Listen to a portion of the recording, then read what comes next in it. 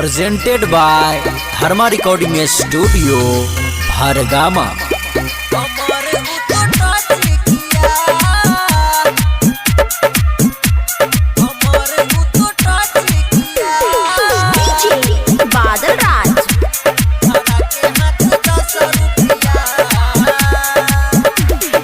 कोइल रात भर से जे पह दौड़ा दौड़ी मारी के उजोर पलंग देला तोरी कोइल रात भर से जे पह दौड़ा दौड़ी मारी के उजोर पलंग देला तोरी धक धक हमरो कोइले जिया कमर उतो टच किया धरा के हाथ 10 रुपया कमर उतो टच किया धरा के हाथ 10 रुपया। अखन अपने सब सुन रहल छी धर्मेंद्र सक्सेना को।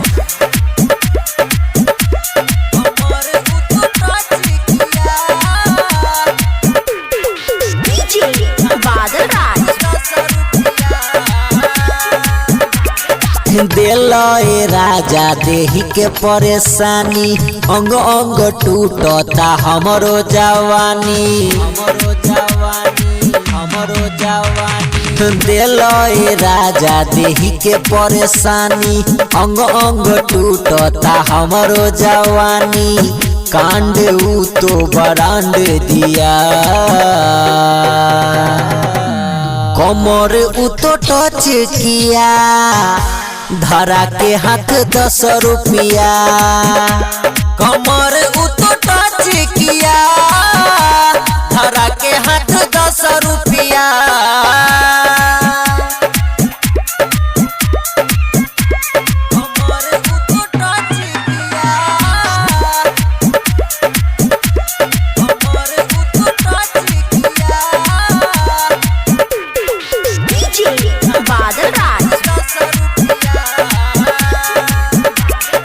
राइटर विजय दर्द बुझे ना होई के होला आराम धर्मेंद्र से कही के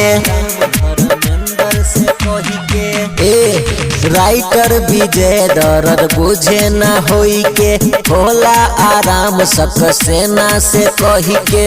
पूरा भिंगाइल सखी से जिया